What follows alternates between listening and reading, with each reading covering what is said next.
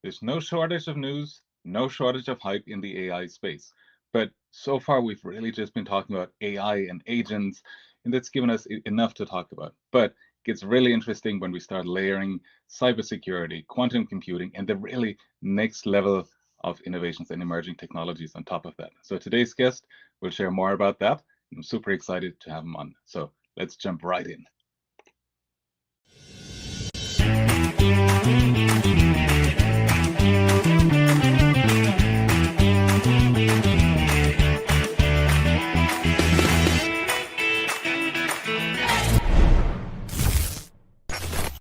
Welcome back for another episode of What's the Buzz, where leaders share how they have turned hype into outcome. Today, we'll talk about what happens when different technologies converge, right? We've been talking so much about AI that we are almost neglecting things like cybersecurity and quantum and how they fit in.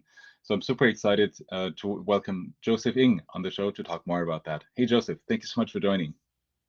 Thank you for the invite. I'm happy to be here. It's very exciting times indeed.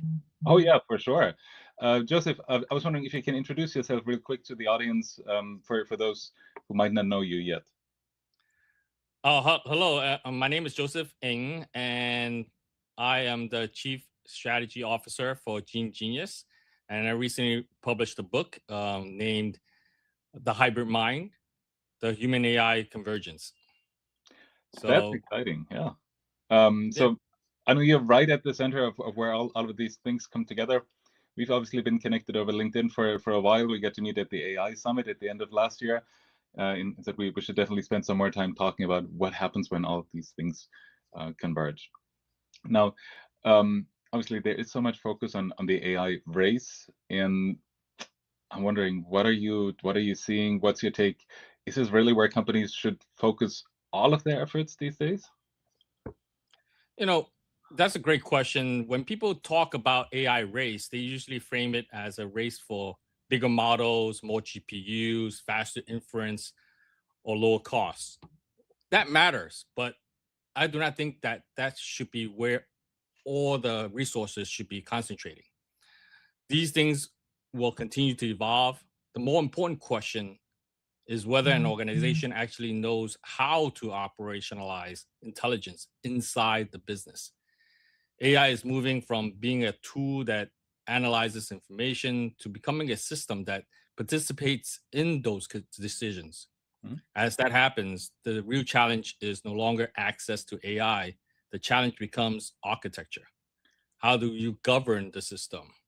How do you manage risk, oversight, and human authority when intelligence is embedded directly into the workflows? Yeah. So if I was advising companies, do not spend all your time chasing the AI race as if winning means having the biggest models or most compute. Spend your time in the architecture, and then allows AI to operate responsibly and productively inside your institution. I think that's a very sensible call, especially these days, when one headline chases the next. There's a new model that comes out almost like every other week. It seems, right? At least a new feature. So making sure you actually get your foundation right, and it's great because I think a lot of times we talk so much about data as being a foundation, but I think if you go one level above that, it is indeed the architecture, the orchestration, the guardrails, the guidelines, the evaluation, and so on. So good to hear that, for sure. But what does it mean from your perspective when AI participates in these discussions, like you said, or it participates in decisions? What does it mean? How does it change the dynamic?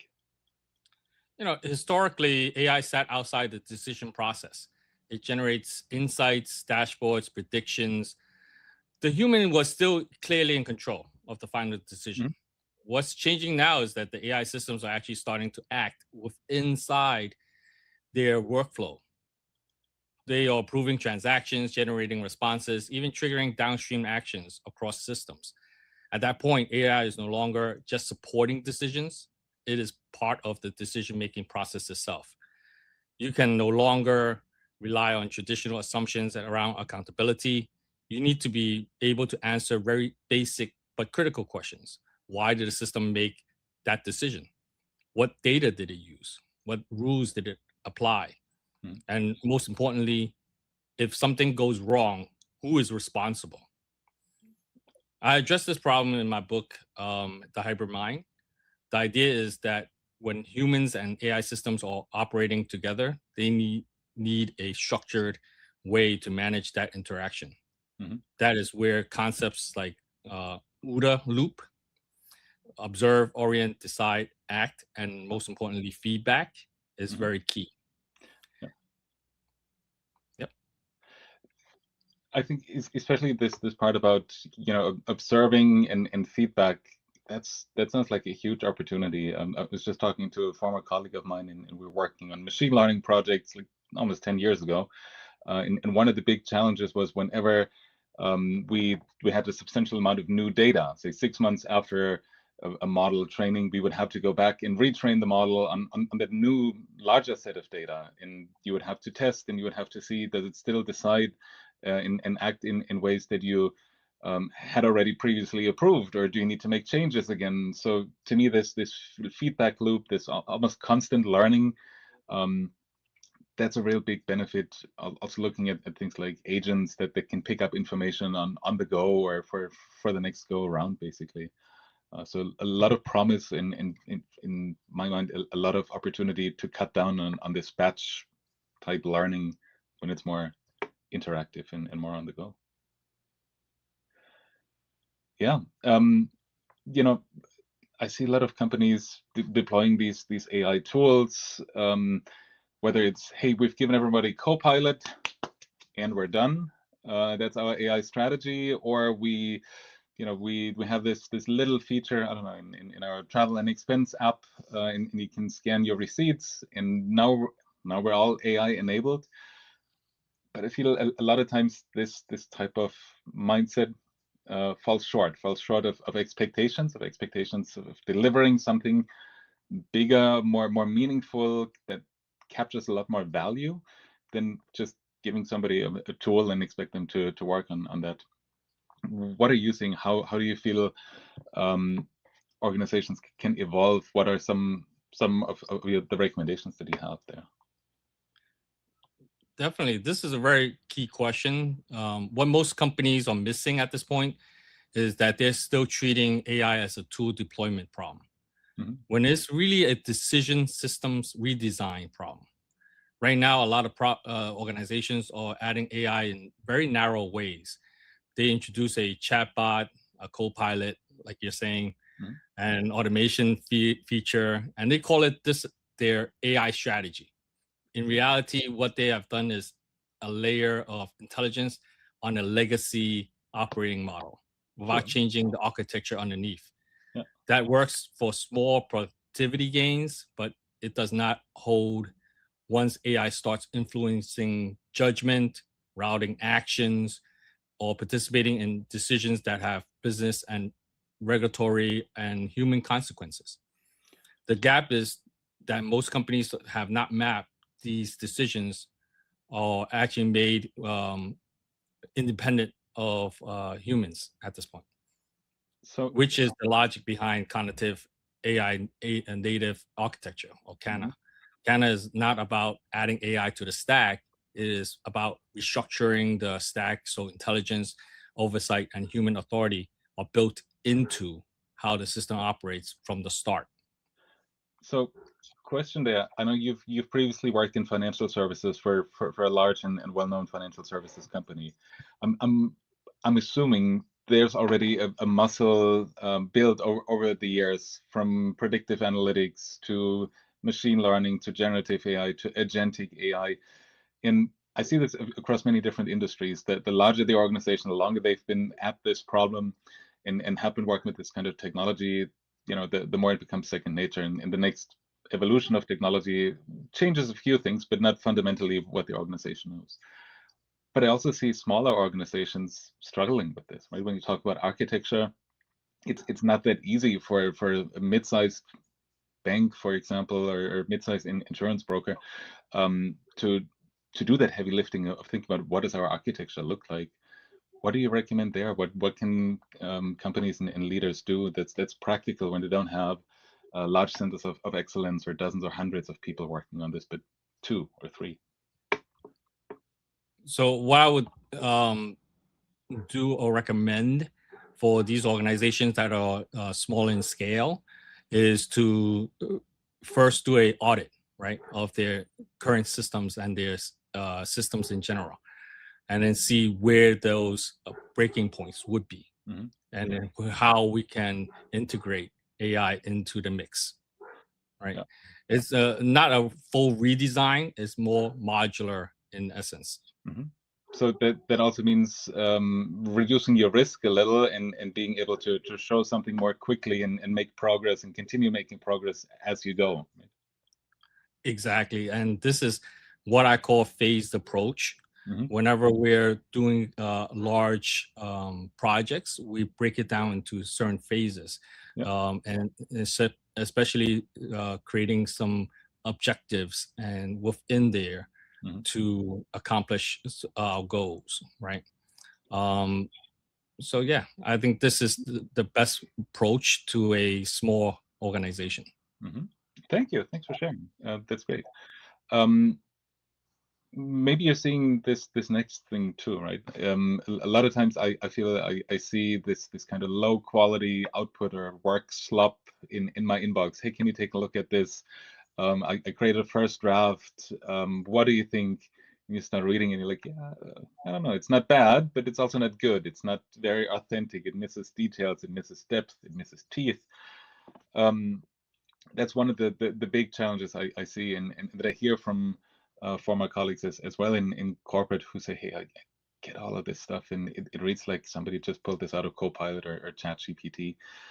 And to me, it feels where like 7 years ago, 5 years ago, even before ChatGPT, we're talking so much about business processes, about business functions and their productivity, changing processes with AI.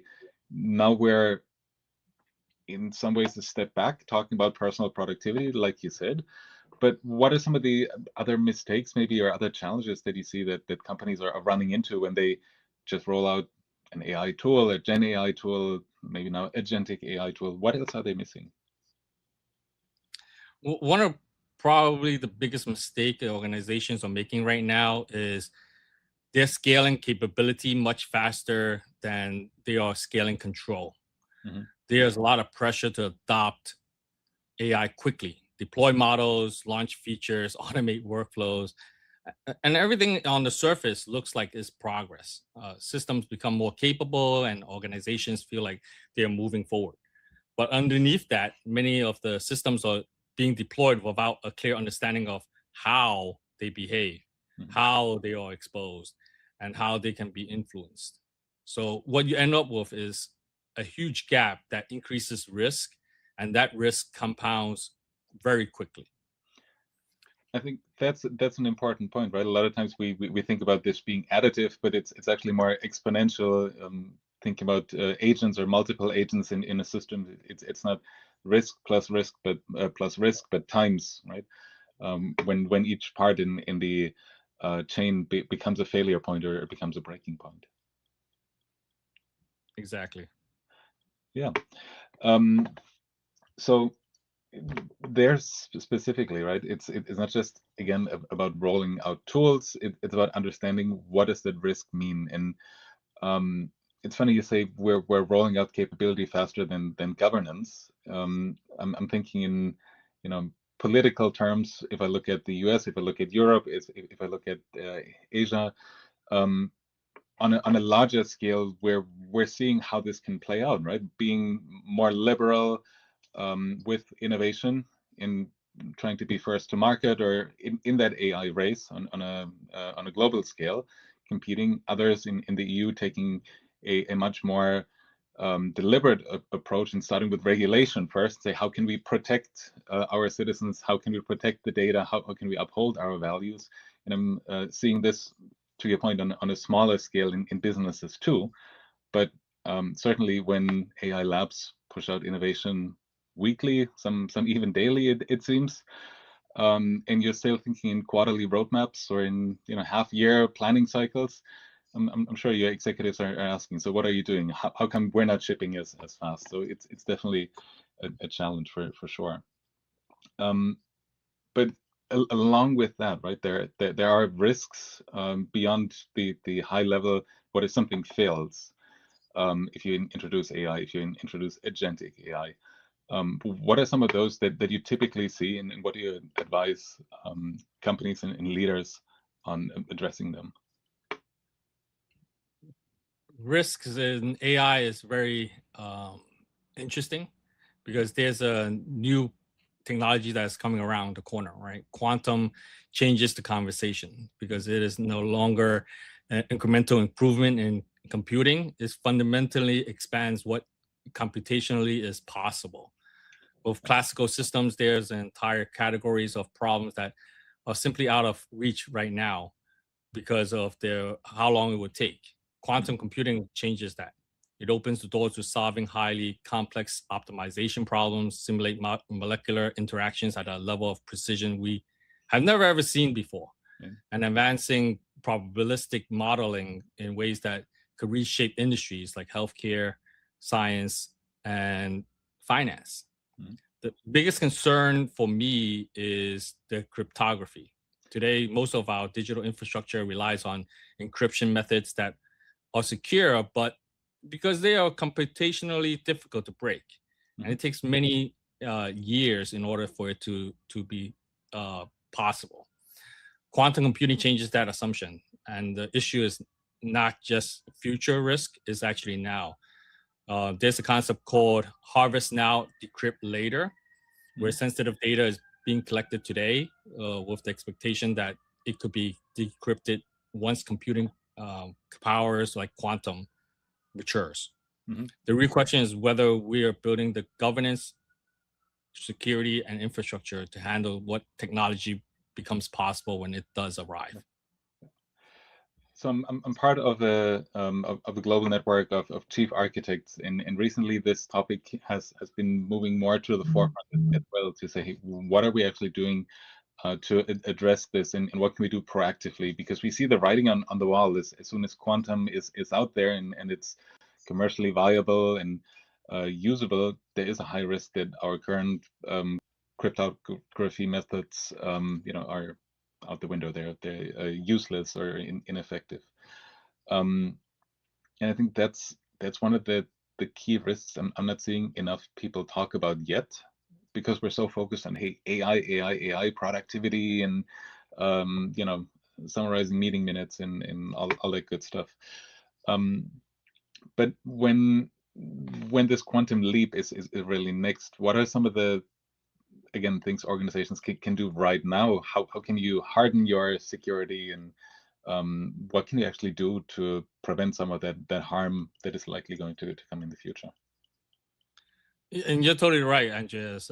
Most organizations are still asking which model to use or which to deploy, right? Those are downstream questions. The real risk of the systems is what we're talking about, quantum, right? The first step is to map out the decision systems that we have, not just the workflows. Leaders need to understand where decisions are made, where AI can advise or well advise or act. Okay. The second is architecture. This future is not a single model layered onto a legacy system, but it is an actual orchestration environment of models, agents, data, and humans.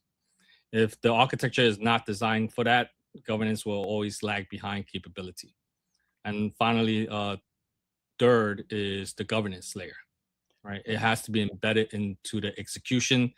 It cannot live in a policy somewhere in your network that no one reviews for a few years, and then finally something or some event happens, and then you have to pull it up in the middle of the night, right? It needs to exist inside the system through traceability, access control, and clear human authority over critical decisions. And the role of the leadership is not just to adopt AI, but is to build an institution that can operate with intelligence responsibly, visibly, and at scale. I think that's a key point. Thinking back roughly 25 years, I remember in cybersecurity, there were these rainbow tables. Basically, what are the passwords or common passwords, and how can you guess them or through brute force, get in. We've moved on to more complex passwords, right? Should be at least, I don't know, 16, 32 characters, special characters, uppercase, lowercase, numbers, and whatnot. Now we're talking about passkeys, but even that, like, with this kind of technology, doesn't stand a chance. So to your point, right? It takes a multi-layered approach. In some ways, I feel people are still going to be the weakest link in your technology strategy, let alone now being technology even being weaker than it used to be. But the other part that I think is more hopeful, I would say, or more promising, more positive in that sense, is you say, hey, quantum computing, you can find new molecules, you can do a lot of other things. So let's talk about that very briefly too. Aside from cracking cryptography, what are some of the good things that you can actually use the technology for? There's many possibilities within quantum that can be very positive and very impactful, right? I think in terms of quantum, there's a lot of opportunities in genomics. So within GeneGenius, we will be excited to explore that capability once it's available. And how do we map genomes or the human genomes, right? And then provide capability of discovery on drugs. And then the next enhancement of drug capabilities to solve some of humans' of society's most rare diseases. That sounds very promising and like a great cause for sure, right? Now you've also talked a bit about your book, the Hybrid Mind. In it, you also talk about what that organization looks like that fuses machines or AI and humans together, or where they collaborate well. When I say fuse, I don't know, it doesn't sound quite right, but where they work effectively together. Let's maybe go with this one. What does that organization look like? What led me to write the Hybrid Mind was not just a single moment, but a pattern I kept seeing within the industry, academia, and also the real world, right? In enterprise environments, especially in regulated sectors like banking, I saw how decisions are actually made. As AI entered those environments, it became clear that the technology was advancing much faster than the systems designed to govern it. At the same time, in academia, there was a gap. Conversations were focused on models and performance, but not on what happens when AI is embedded into real decision-making systems and who is accountable, right?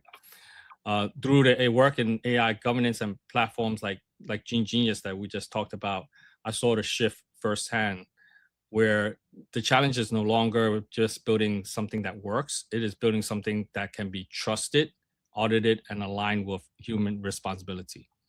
The book is an attempt to formalize that shift and bringing together concepts like governance first design into something organizations can actually apply. At its core, it is about how institutions need to evolve when intelligence is no longer outside the system, but it's enclosed and operating within. Yeah. Awesome. So folks, for you in the audience, definitely recommend pick up Joseph's book, The Hybrid Mind, to learn more about how to facilitate that change and prepare for what's next. Now, Joseph, we're getting close to the end of the show, and I was wondering if you can summarize the key 3 takeaways for our audience today. We've covered a lot of ground, but what are the 3 things that folks should take away from our conversation today? AI is moving from a tool that analyzes information to a system that participates in decisions. Once that happens, the focus is no longer just capability, it becomes control, accountability, and design. The AI race is not about where differentiation will come from. It will come from who can build the systems that govern how intelligence operates inside organizations. On the security side, The attack surface has changed. Systems do not need to be broken into in the traditional sense. They can be influenced through normal transactions and interactions, which means governance and security must be embedded directly into the architecture. Yeah. Quantum reinforces the same point. Every leap in compute increases both opportunity and risk. The more powerful these systems become, the less tolerance there is for weak infrastructure and delayed preparation. For leaders, the shift is clear. This is no longer about adopting AI tools. It is about redesigning how decisions are made, how systems are structured, and how responsibility is maintained when intelligence is shared between humans and machines. Mm-hmm. That is what the hybrid mind is all about. It is the blueprint for operating in a world where intelligence is distributed, automation is consequential, and governance must be built into the system from the start. Awesome. Thank you. Thank you so much for sharing, Joseph. It was a pleasure having you on. Thanks for sharing your expertise with us. Always great talking to you. And thanks for joining. Oh, thank you so much. It was a fun discussion and a very critical timing too. Absolutely. All right, folks, if you're in the audience, thank you so much for joining, and see you next time for another round of What's the Buzz. Bye-bye.